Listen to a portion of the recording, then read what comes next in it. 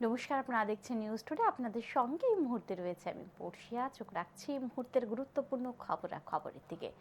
পশ্চিম জেলা ভিত্তিক যুব উৎসব ও বিজ্ঞান মেলা অনুষ্ঠিত হবে রবিবার। সূর্যমণিনগর দ্বাদশ শ্রেণী বিদ্যালয়ে এই যুব উৎসব ও বিজ্ঞান মেলা অনুষ্ঠিত হবে।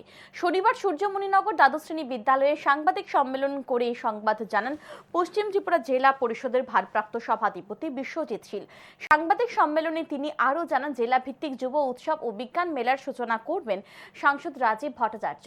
রবিবার সকালে এক সচেতনতামূলক র্যালি সংঘটিত করা হবে।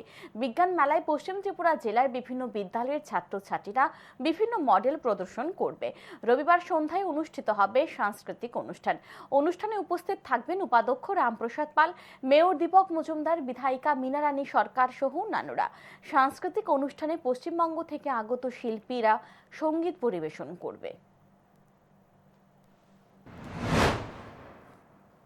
আপনারা জানেন আমাদের যুব উৎসব শুরু হবে।